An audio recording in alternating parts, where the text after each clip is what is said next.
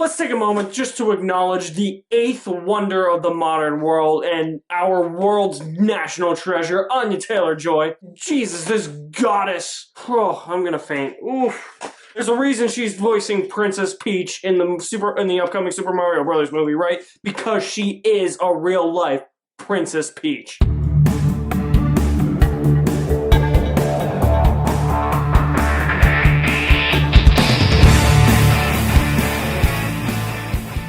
Last Night in Soho is a new movie from Edgar Wright. You know him, the director of Baby Driver, Scott Pilgrim, Hot Fuzz, Shaun of the Dead, The World's End. Last Night in Soho stars the queen and goddess herself that I just mentioned, Anya Taylor-Joy, Thomasin McKenzie, the late great Diana Rigg, Matt Smith. Last Night in Soho follows Ellie, a young woman with a passion for fashion design and a strange sixth sense who finds herself transported back in time to 1966 London in the body of an iconic nightclub singer of the era named Sandy.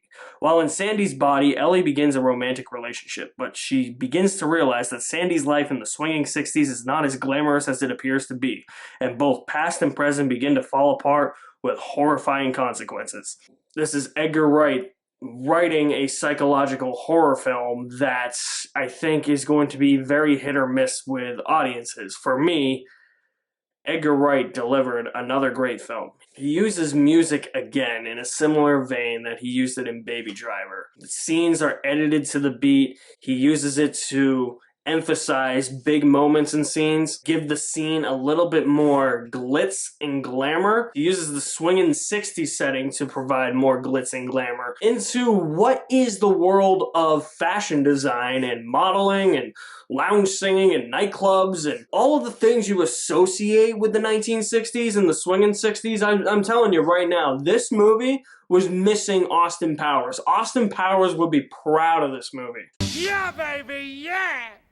But the thing I loved about having a good chunk of this movie set in the swinging 60s is that the swinging 60s isn't just used as the backdrop. It is actually used, as I've sort of subtly hinted at, to showcase fashion design and fashion designers and nightclub and, you know, the life of the 1960s, the vibrant energy that we believe the 1960s gave off. But it's not only that, it also uses the swinging 60s as a backdrop for the characters and how the characters actually feel living in the swinging 60s, which was something I didn't expect with this movie. I didn't expect the movie to actually touch upon how someone in the swinging 60s could actually feel isolated and a bit alone if you're trying to get into the world of nightclubs and fashion design and just how much of that is actually them realizing that life is shit. How fashion and singing and dancing and trying to make it on your own in a way where people think you're an outsider. They think nothing of you. Someone probably won't think highly of themselves either, but they want the chance to achieve something and they want the chance to succeed.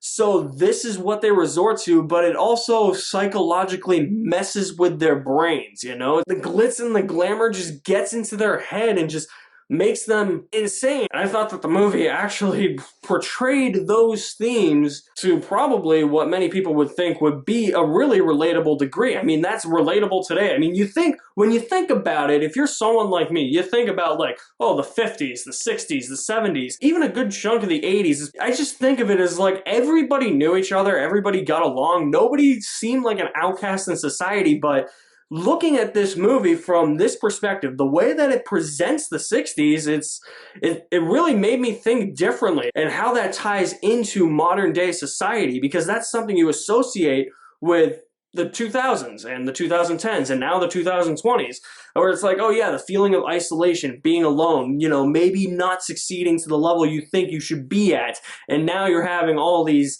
thoughts that really put you down and not on the pedestal that you want to be at. I feel like those thoughts are really only associated with today's society, but this offered the opportunity to allow viewers to learn that no, it's not just in the 2000s and the 2010s and the 2020s.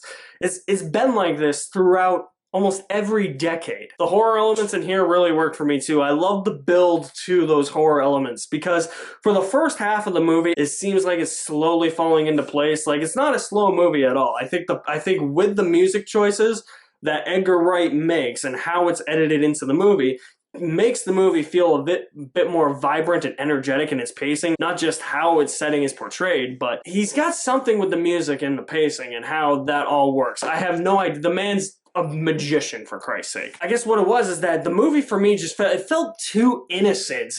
I sat there, I've seen the trailer, I know shit's gonna go down.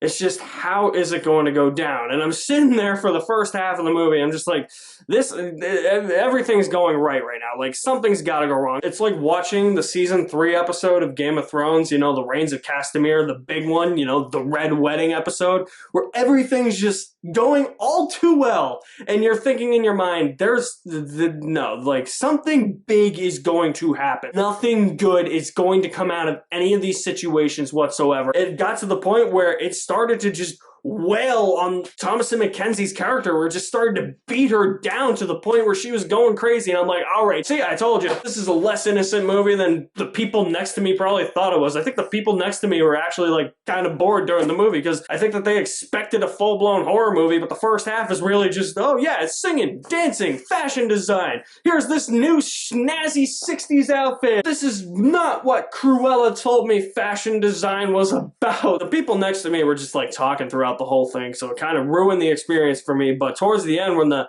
actual psychological horror shit started going down, their eyes were glued to the screen. But I highly doubt that they liked the first half of the movie. I could tell from the tone of their voices. And the thing about Last Night in Soho is that from the get-go, I thought I had the whole thing solved. I said to myself, it's either going to be this scenario or this scenario. And the whole time, even when the movie seemed it was innocent and it was flashing back and forth between modern day and the 1960s, I said, it's gotta be this. Like, if it's not this, I'm going to be the most disappointed man on earth. I'm going to be more disappointed than how much Dune disappointed me after how much everybody hyped that shit up. The train tracks that were laid down and the journey to get to the end game actually did satisfy me. And I was somebody that thought that this whole puzzle was solved right from the get-go. I thought I was a detective. If you're thinking to yourself, well, how could you solve it right off the bat? You didn't even see the rest of the movie. Well, dude, you know what? Trust me. I've seen Brooklyn Nine-Nine. I'm basically a detective. But the scenarios that were playing out in my head actually didn't end up being the outcome of the movie. The actual twist of the movie, for me, is where I think a lot of contention is going to come in for people who are viewing this movie, because I feel as if it's probably not going to be earned for them.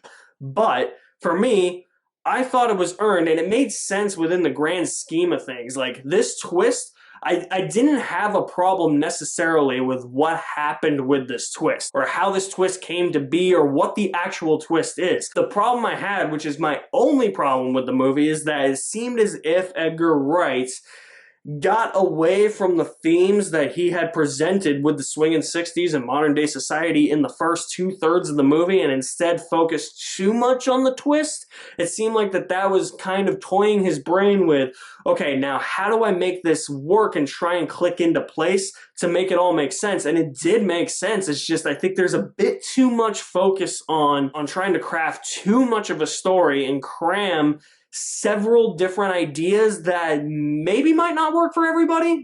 Honestly, the puzzle pieces are there for you to actually pick up on this twist and how this twist comes to be. I was just so dead set on the other two scenarios that were playing in my head that I didn't even think about this thing when I was walking out of the movie and I got back on the train to go home. I sat there thinking, I was like, you know what? Yeah.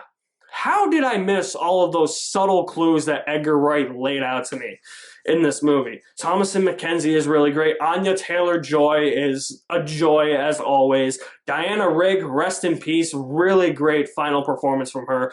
Everybody in this movie gives it their all. I just have that one issue where it seems like there were too many moving parts with the story. Even though the twist made sense, even though what led up to that twist made sense, I have no problem with that twist. I just feel as if it got away from the themes of the movie, and I feel like that's what defined this movie for a good chunk of it.